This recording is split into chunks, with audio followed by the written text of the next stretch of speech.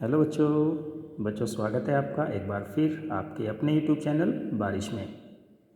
बच्चों जैसा कि आप जानते हैं कि 12th क्लास के लिए फिजिक्स की हमारी सीरीज चली हुई है। इसमें पहला chapter electric charge and field हमने स्टार्ट किया हुआ है। इसी सीरीज़ में एक और कड़ी जोड़ते हुए चलिए हम आगे बढ़ते हैं। इससे पहले हम जान लेते हैं कि लास्ट वीडियो में हमने क्या सीखा था। बच्चों लास्ट वीडियो में हमने कूलॉम्स लॉ को पढ़ा था, साथ ही साथ इससे रिलेवेंट जो फॉर्मूला था उसे सीखा था। F is equal to 1/4 epsilon naught into Q1 Q2 upon R square. जहाँ एप्सिलॉन नॉट क्या होती है, परमिटिविटी ऑफ फ्री स्पेस और एयर, ठीक है ना। एयर के लिए भी इसको हम इस्तेमाल कर सकते हैं। इसकी वैल्यू जो होती है 1/4 एप्सिलॉन नॉट की 9 × 10⁹, ठीक है। और Q1 Q2 वे दो चार्जेस होते थे और आर उनके बीच का डिस्टेंस होता था। साथ ही साथ हमने डाइलेक्ट्रिक कांस्टेंट के बारे में भी जाना था। डाइलेक्ट्रिक कांस्टेंट किसी भी मीडियम का रेशो होता है उस मीडियम की परमिटिविटी का, किसके साथ, परमिटिविटी ऑफ फ्री स्पेस या एयर के साथ में। चलिए इसको भी एक बार देख लेते हैं। बच्चों रेशो ऑफ द परमिटिविटी, जिसको एप्सिलॉन से दिखाते हैं, of the medium to the permittivity of free space. Free space की परमिटिविटी को एप्सिलॉन नॉट से दिखाते हैं। इसको रिलेटिव परमिटिविटी और डाइलेक्ट्रिक कांस्टेंट। यहाँ पे कप्पा है पर आप इसको कैपिटल के से भी दिखा सकते हैं, ठीक है। तो capital K is equal to epsilon upon epsilon naught. तो ये आप याद रखेंगे क्योंकि न्यूमेरिकल्स में जब हम क्वेश्चंस को सोल्व करेंगे तो यहाँ पे ये यूज़ किया जाएगा, ठीक है। तो चलिए इसी फॉर्मूले के बेस पर हम कुछ एग्जांपल्स, कुछ न्यूमेरिकल्स देख लेते हैं। तो बच्चों कुछ प्रॉब्लम्स हैं हमारे पास में बेस्ड ऑन कूलॉम्स लॉ। सबसे पहला क्वेश्चन हमारे पास है, calculate coulomb force between two alpha particles separated by a distance of 3.2 × 10⁻⁻15 metre. बच्चों ये डिस्टेंस हमें दी हुई है दोनों अल्फा पार्टिकल के बीच का, और ये एयर में रखा हुआ है, एयर, ठीक है ना, एयर में रखा हुआ है पूरा सिस्टम, और कूलॉम फोर्स हमसे कैलकुलेट करने के लिए कहा गया है। बच्चों सबसे पहले हम Q1 और Q2 जो दो चार्जेस होते हैं, क्योंकि दोनों सेम है, हमारे पास में 2 अल्फा पार्टिकल्स हैं, तो Q1 Q2 क्या हो जाएंगे, चार्ज ऑन अल्फा पार्टिकल। बच्चों हम पहले ही पढ़ चुके हैं कि अल्फा पार्टिकल हमारे हीलियम का न्यूक्लियस होता है। जो हीलियम एटम होता है उसका न्यूक्लियस होता है, और उसके न्यूक्लियस में 2 प्रोटॉन होते हैं और 2 न्यूट्रॉन होते हैं। इसीलिए अल्फा पार्टिकल पर 2 प्रोटॉनों के बराबर पॉजिटिव चार्ज होता है। तो 2 × एक प्रोटॉन का चार्ज कितना हो जाएगा, 1.6 × 10⁻⁻19 कूलम। आप मल्टीप्लाई करेंगे 3.2 × 10⁻⁻19 कूलम, ये पॉजिटिव चार्ज होगा, ठीक है बच्चों। अब पॉजिटिव चार्ज के बीच का जो डिस्टेंस है वो 3.2 × 10⁻⁻15 मीटर है। सो बच्चों as per Coulomb's law electrostatic force उनके बीच जो एक्ट करेगा 1/4 epsilon naught into Q1 Q2 upon R square. इसमें 1/4 एप्सिलॉन नॉट की वैल्यू हमें पहले ही पता होती है क्योंकि ये एयर में रखा हुआ है, 9 × 10⁹, ठीक है। Q1 और Q2 की वैल्यू हमारे पास ये सेम है, 3.2 × 10⁻⁻19। सिमिलर वे में हमने Q2 की वैल्यू भी यहाँ पे रख दी है। आर स्क्वायर, तो आर की वैल्यू हमेशा मीटर में लेंगे, तो 3.2 × 10⁻⁻15 ये लिखेंगे, और साथ ही साथ इसका स्क्वायर, ध्यान रहे कि यहाँ पे आर स्क्वायर है तो इसकी पूरी वैल्यू का स्क्वायर हमें करना है, ठीक है। अब बच्चों ध्यान दें, 10⁻15 की पावर 2 है तो 10⁻30 हो जाएगा। ये ऊपर जा करके पॉजिटिव हो जाएगा जैसा कि हमने नीचे की लाइन में यहाँ पे दिखाया हुआ है, ठीक है। 10⁻19 माइनस में है, 10 ये भी -19 है तो 10⁻38 हो जाएगा। 3.2 दो बार लिखा जाएगा यहाँ पे क्योंकि ये पावर 2 है, और 3.2 से 3.2 कैंसिल हो जाएंगे, ठीक है बच्चों। तो आपके पास केवल ये बचेगा 9 × 10⁻9। उम्मीद है आपको समझ में आया होगा। 3.2 यहाँ पे भी लिखा हुआ है, 3.2 यहाँ पे भी है, यहाँ पे ऊपर स्क्वायर है तो 3.2 को दो बार लिखेंगे ना तो इनसे कैंसिल आउट हो जाएंगे, तो हमारे पास केवल ये बचेगा, ठीक है बच्चों। इसके बाद थोड़ा और सिंप्लीफाई करते हैं तो 9 × 10 आ जाएगा केवल, क्योंकि 30 है यहाँ पे, 9 इस 30 के साथ ऐड हो जाएगा, पावर ऐड हो जाएगी, 39 हो जाएगा। यहाँ पे 10⁻38 है तो 10 बचेगा, 10⁻1 को हम 10 लिख सकते हैं ना, तो ये आ जाएगा 90 न्यूटन। तो बच्चों ये फोर्स होगा हमारा इलेक्ट्रोस्टैटिक। अब आप इसमें समझ सकते हैं कि फोर्स रिपल्शन का होगा, क्योंकि आप अल्फा पार्टिकल, दोनों अल्फा पार्टिकल में तो सेम चार्ज है, लाइक चार्ज के बीच में जो है फोर्स लगेगा वो आपका रिपल्शन का होगा। थोड़ा सा यहाँ पे समझ सकते हैं बच्चों, एक Q1 आपका पॉजिटिव है, Q2 भी आपका पॉजिटिव है, तो ये वाला जो चार्ज है ये इसके ऊपर F फोर्स लगा रहा है इस डायरेक्शन में, ठीक है। फोर्स हमेशा किस डायरेक्शन में लगेगा, दोनों चार्जेस को जोड़ने वाली लाइन के अलोंग। ध्यान रखना इस बात को, ठीक है। ऐसे ये वाला चार्ज भी क्या करेगा, इसके ऊपर फोर्स लगाएगा, सेम फोर्स होगा और उसकी डायरेक्शन कैसी होगी, along the line joining the charges, ठीक है। इसकी डायरेक्शन ये हो गई और ये फोर्स कैसा होगा, रिपल्शन का फोर्स होगा। उम्मीद है आपको क्वेश्चन समझ में आया होगा। चलिए नेक्स्ट चलते हैं बच्चों। ए charge of √2 coulomb is placed at the top of your school building, आपकी स्कूल बिल्डिंग के टॉप पे रखा हुआ है। एंड अनदर इक्वल चार्ज यानी कि आपका Q2 की वैल्यू भी सेम है, equal charge at the top of your house, ठीक है। Take the separation between the two charges to be 2 kilometre, यानी कि दोनों चार्जेस के बीच का डिस्टेंस कितना है, 2 किलोमीटर है। Find the force between the charges. तो बच्चों बहुत ही आसान क्वेश्चन है ये भी, बिल्कुल ऐसे ही होगा जैसे हमने भी ऊपर थोड़ा सोल्व किया है। Q1 और Q2 की वैल्यू यहाँ पे √2 कूलम है और R की वैल्यू 2 किलोमीटर, इसको मीटर में बदल लेंगे, 2 × 10³ मीटर। और बाकी क्योंकि ये किसी हाउस के ऊपर रखे हुए हैं और स्कूल बिल्डिंग है तो ये सब सिस्टम एयर में रखा हुआ है और एयर के लिए भी आप 1/4πε0 का इस्तेमाल करेंगे जिसकी वैल्यू 9 × 10⁹ होगी। ये वैल्यू आप इसमें रख करके क्वेश्चन को सॉल्व आउट कर सकते हैं। इसका आंसर आएगा 4.5 × 10³ न्यूटन। ये क्वेश्चन आप खुद से ट्राई करेंगे, ठीक है बच्चों। चलिए आगे बढ़ते हैं बच्चों। क्वेश्चन नंबर 3 है, ए पिथ बॉल बहुत छोटी बॉल होती है of mass 9 × 10⁻⁵ kilogram. Pith ball बच्चों बहुत छोटा होता है, बिल्कुल पॉइंट जैसा बॉल होता है। कैरीज अ चार्ज, इसके ऊपर एक चार्ज है ऑफ 5 माइक्रोकूलम, 5 माइक्रोकूलम का चार्ज है। What must be the magnitude and sign of the charge on a pith ball B. एक दूसरा बॉल है, पिथ बॉल ए हो गया, एक तो बॉल ए हो गया और एक बॉल आपका बी हो गया। इस बॉल बी पर हमें मैग्नीट्यूड पूछा है चार्ज का और उसका साइन पूछा है, यानी कि पॉजिटिव होगा या निगेटिव। ये हेल्ड 2 centimetre directly below the pith ball A जो बॉल है इसके डायरेक्ट नीचे ये बॉल बी यहाँ पे प्लेस किया गया है, ठीक है। सच दैट, इस तरीके से प्लेस किया गया है, सच दैट पिथ बॉल यानी कि बॉल ए रिमेन्स स्टेशनरी, यानी कि आपकी जो बॉल ए है वो स्टेशनरी रहे, यहीं पर ये बॉल हैंग रहे, जैसे हवा में लटक जाए तो ये हवा में केवल लटकी रहे यहाँ पे, इससे कुछ भी धागा वागा कुछ नहीं बांधा हो, केवल हवा में रहे। इस तरीके से इसको प्लेस किया। इसके ऊपर कितना चार्ज होना चाहिए बॉल के ऊपर, पिथ बॉल बी, ये आपकी बी बॉल है, ये आपकी ए बॉल है। ए बॉल का मास आपको दिया हुआ है और बी बॉल पे आपको चार्ज बताना है और ए बॉल पर जो है आपको ये चार्ज भी गिवन है, ठीक है। और इनके बीच का जो डिस्टेंस है 2 सेंटीमीटर इनके बीच का डिस्टेंस है। एक बार सिचुएशन को समझो बच्चों। एक बॉल ए है जिसका मास आपको पता है और जिस पर चार्ज भी आपको पता है, ठीक है। अब ये हवा में ऐसे है, आप इसके जस्ट नीचे कोई दूसरा बॉल रख रहे हैं और उस पर कितना चार्ज होना चाहिए, उसकी नेचर कैसी होनी चाहिए, ताकि ये ए बॉल हवा में ही ऐसे लटकी रहे। कैसे लटकी रहेगी, आप ज़रा समझिए इस चीज़ को कि ये बॉल का जो वेट है mg वो नीचे की तरफ एक्ट कर रहा है ना। अगर इतना ही फोर्स इस पर ऊपर की तरफ लग जाए तो ये बॉल अपनी पोजीशन पे स्टेशनरी रहेगी, रेस्ट पर रहेगी, ठीक है। आप समझ पा रहे हैं इस चीज़ को। अब ये फोर्स कौन डेवलप करेगा, इसके ऊपर चार्ज है तो इसके ऊपर भी चार्ज होना चाहिए। कैसा चार्ज होना चाहिए, जैसा इसके ऊपर चार्ज है ऐसे इसके ऊपर चार्ज होना चाहिए। क्यों, तभी तो ये इसके ऊपर रिपल करेगी, ऊपर की डायरेक्शन में फोर्स अप्लाई करेगा इसके ऊपर। मान लेते हैं कि आप इस पर नेगेटिव चार्ज दे देते हैं तो नेगेटिव चार्ज इस पॉजिटिव चार्ज को अपनी तरफ खींचेगा, तो ये इसके ऊपर फोर्स अपनी ही डायरेक्शन में लगाएगा। एक तो इसका वेट नीचे की तरफ ही एक्ट करेगा, ऊपर से इसका जो इस पर इलेक्ट्रोस्टैटिक फोर्स है उसकी डायरेक्शन भी नीचे की तरफ रहेगी, तो दोनों फोर्सेस की डायरेक्शन एक ही हो जाएगी नीचे की तरफ, तो ये नीचे तेज़ी से गिरना स्टार्ट करेगा, ठीक है। परंतु हमें तो इसे हवा में स्टेशनरी करना है, तो ये कैसे पॉसिबल होगा कि इसका वेट जो फोर्स है, इसका ग्रेविटेशन फोर्स है mg, या इसका वेट नीचे की तरफ जो एक्ट कर रहा है, इसको बैलेंस करने के लिए ऊपर की तरफ एक फोर्स लगना चाहिए। ऊपर की तरफ फोर्स लगेगा तभी ये बैलेंस हो पाएगा, ठीक है। और ऊपर की तरफ फोर्स कब लगेगा इस पर, अगर इस पर भी सेम वही चार्ज हो जो इस पर हो, तभी तो एक दूसरे को रिपेल करेंगे ना। उम्मीद आपको ये समझ में आया होगा।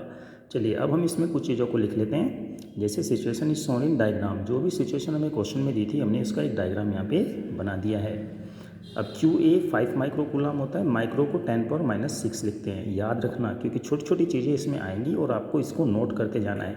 माइक्रो मतलब 10⁻⁶, ठीक है। कूलम में वैल्यू आ गई Q। Let charge on ball B is equal to QB coulomb. हमने B पर जो इस बॉल पे पर है हमने क्यूबिक कूलाम इसको कंसिडर कर लिया। To make ball A remain stationary charge on ball B must be positive, क्योंकि ए पर पॉजिटिव है तो बी पर भी पॉजिटिव होना चाहिए। इसी की बात हमने अभी की थी। पॉजिटिव पॉजिटिव एक दूसरे को रिपेल करते हैं, तो इसके द्वारा जो इस ऑब्जेक्ट बॉल ए पर जो फोर्स लगेगा वो ऊपर की डायरेक्शन में लगेगा, जिससे कि बैलेंस हो जाएगा। ठीक है। आर की वैल्यू 2 सेंटीमीटर है, इसको हम मीटर में कन्वर्ट करेंगे। 2 × 10⁻²² metre. Ball A will be stationary, कब स्टेशनरी होगी? ए पर नेट फोर्स कितना होना चाहिए? 0। रेस्ट पे कब रहेगी बॉल ए? तब ऊपर का लगने वाला फोर्स F नीचे लगने वाले इसके वेट mg के इक्वल होना चाहिए, तभी तो स्टेशनरी रहेगी ना ये। तो बच्चों इसमें हम केवल ये तभी पॉसिबल है, स्टेशनरी तभी रहेगी जब F = mg। ठीक है, यानी कि ऊपर लगने वाला F इलेक्ट्रोस्टैटिक फोर्स उसके वेट mg के इक्वल हो, ये तभी पॉसिबल है। F की वैल्यू यहाँ पे रख देंगे 1/4πε0 into Q1 QA QB upon r² = mg। अब बच्चों अब कुछ नहीं करना, बस इसमें वैल्यू हमें रखते जाने हैं। 1/4πε0 की वैल्यू 9 × 10⁻9 होती है, QA की वैल्यू 5 × 10⁻6, QB हमको फाइंड करना है, और 2 × 10⁻2 ये r की वैल्यू है, क्योंकि स्क्वायर लगा हुआ तो इसके ऊपर भी आप स्क्वायर लगा देंगे। ठीक है, इसके ऊपर भी स्क्वायर लगाएंगे। अब ये वैल्यू जो है आपकी m की है 9 × 10⁻5 किलोग्राम, और g की वैल्यू होती है 9.8। ठीक है बच्चों, अब इसको सिंप्लीफाई करते जाना है। 9 × 10⁻9 तो 9 × 5 आपने अलग करके लिख लिया है, बाकी 10⁻6 10⁻9 ऐसे लिखा हुआ है, और इसको आप होल स्क्वायर करेंगे 2 का 4 हो जाएगा, और 10⁻2 का होल स्क्वायर करेंगे 10⁻4 हो जाएगा। इधर क्यू भी रहेगा, इधर 9 × 10⁻5 × 9.8। बच्चों ये कैलकुलेशन आप देख लेंगे, आसानी से आपको ये समझ में आ जाएगी। QB की जो फाइनल वैल्यू आपको मिलेगी 1.96 × 4 × 10⁻12, और फर्दर जब इसको आप सिंप्लीफाई करेंगे 7.85 × 10⁻12 कूलाम। यहाँ पर भी आप अपना आंसर छोड़ सकते हैं। इसको फर्दर हमने थोड़ा सा सिंप्लीफाई किया हुआ है। 10⁻12 को हम पीको में कन्वर्ट कर सकते हैं, तो 7.84 पीको कूलाम आ जाएगा। ये जैसे माइक्रो में किया हुआ था ना, ऊपर माइक्रो में किया हुआ था यहाँ पे, तो ऐसे इसको क्या कर सकते हैं, यहाँ पे हम इसको पीको कूलाम में कन्वर्ट करके आंसर दे सकते हैं। आप चाहे तो यहाँ भी छोड़ सकते हैं। तो बच्चों कैलकुलेशन है छोटी सी, बस इधर उधर आपको थोड़ा सा इसमें ध्यान रखते हुए कैलकुलेशन को कर लेना है। चलिए बच्चों नेक्स्ट एग्जांपल देखते हैं। उम्मीद है आपको एग्जांपल बहुत अच्छा एग्जांपल है, आपको समझ में आया होगा कि कैसे इलेक्ट्रोस्टैटिक फोर्स के थ्रू किसी ऑब्जेक्ट को हवा में स्टेशनरी किया जा सकता है। चलिए बच्चों ये हमारा नेक्स्ट और बहुत ही अच्छा और बहुत ही प्यारा एग्जांपल है। ए स्मॉल ब्रास स्फीयर, यानी कि छोटी सी स्फीयर है, बॉल है हमारे पास, having a positive charge of, इसके ऊपर एक पॉजिटिव चार्ज है 1.7 × 10⁻8 coulomb, is made to touch another identical ball sphere having a negative charge. यानी कि हमारे पास दो स्फीयर होगी और दूसरी एक आइडेंटिकल बॉल है जिस पर कुछ नेगेटिव चार्ज है, और नेगेटिव चार्ज कितना है उसके ऊपर में 3 × 10⁻9 कूलाम। बहुत ध्यान से समझना बच्चों, हमारे पास दो बॉल है, एक बॉल के ऊपर पॉजिटिव चार्ज है ना, और एक दूसरी सिमिलर बॉल है, सेम साइज़ की बॉल है, उसके ऊपर आपका ये चार्ज है 3 × 10⁻9 कूलाम। ठीक है ना, आगे बढ़ते हैं। Find the force between them when they are separated by a distance of 20 centimetre. उनके बीच कितना फोर्स होगा यदि उनको एक 20 सेंटीमीटर के डिस्टेंस पर रख दिया जाए। ठीक है, पहले तो उनको टच कराया, ध्यान समझना, दो स्पेयर थे, एक पर आपका पॉजिटिव चार्ज था, दूसरे पर आपका नेगेटिव चार्ज था। आपने उन दोनों स्पेयर्स को टच करा दिया, टच कराने के बाद उनको 20 सेंटीमीटर के डिस्टेंस पर रख दिया। अब बताइए उनके बीच कितना इलेक्ट्रोस्टैटिक फोर्स लग रहा है। अगर आप ये पूरे सिस्टम को उठा करके ऑयल में रख दें, क्योंकि नेक्स्ट लाइन में क्या लिखा है, what will be the force between them when they are kept immersed in an oil of dielectric constant 3। अगर हम किसी ऐसे ऑयल में उसको रख दें जिसका डाइलेक्ट्रिक कांस्टेंट 3 हो, तो तब आपका जो इलेक्ट्रोस्टैटिक फोर्स है तब कितना होगा। पहले तो एयर में रखा है, हवा में रखा हुआ है, उसको अगर आप ऑयल में रख दो तब आपका इलेक्ट्रोस्टैटिक फोर्स कितना होगा, ये हमें कैलकुलेट करना है। तो बच्चों क्वेश्चन बहुत ही अच्छा है, क्योंकि बहुत सारी इसमें 2-3 चीज़ें हैं जो यहाँ पे अप्लाई होने वाली हैं। सबसे पहले इस डायग्राम से सिचुएशन को समझ लेते हैं।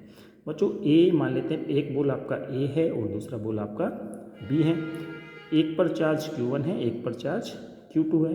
अभी इनके पास पॉजिटिव चार्ज इसके ऊपर, इसके पास नेगेटिव चार्ज। अभी समझते हैं इन दोनों चार्जेस को आपने क्या किया, टच करा दिया, तो टोटल चार्ज कितना होगा, Q1 प्लस Q2।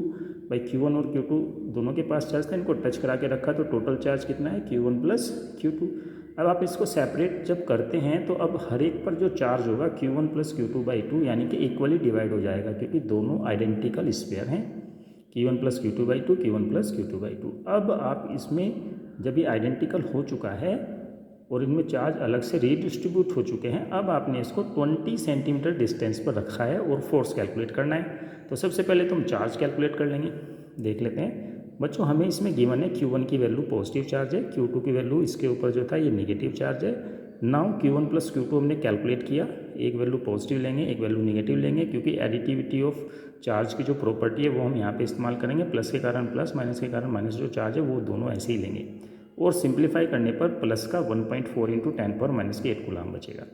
बच्चों यहाँ पर जो हमारे पास Q2 की वैल्यू थी 3 × 10⁻⁹ थी, हमने इसको 10⁻⁸ में कन्वर्ट किया है। 10 से ऊपर नीचे मल्टीप्लाई कर देने से 10 में इसमें मल्टीप्लाई हो जाएगी तो ये पावर हो जाएगी -8, और 10 से जो डिवाइड किया हुआ है वो 0.3 में कन्वर्ट हो जाएगा। 10 से इसको 3 को डिवाइड करेंगे 0.3 आ जाएगा। अब इसको सिंप्लीफाई हमने किया हुआ है और ये आता है 1.4 × 10⁻⁸ कूलाम। ठीक है बच्चों, आपको समझ में आया होगा कैसे इसको कन्वर्ट किया हुआ है।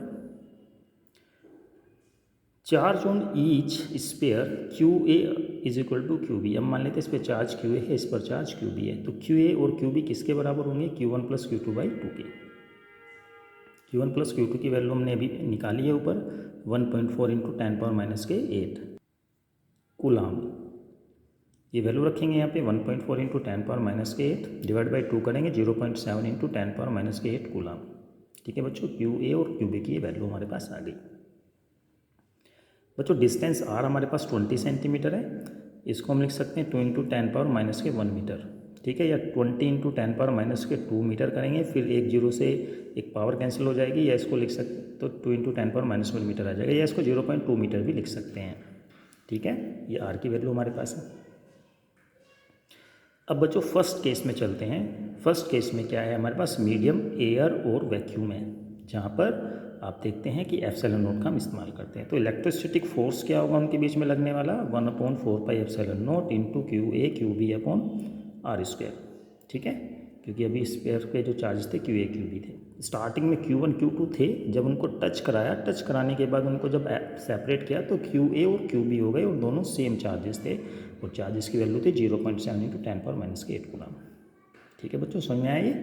बस बच्चों इसमें R² भी लिखा हमने और वैल्यूज़ रख दी इसमें R की भी, है ना, सबकी वैल्यूज़ रखी। वैल्यूज़ रखने पर जब हमने इसको सिंप्लीफाई किया तो बच्चों हमारे पास आंसर आया 1.1 × 10⁻⁵ न्यूटन।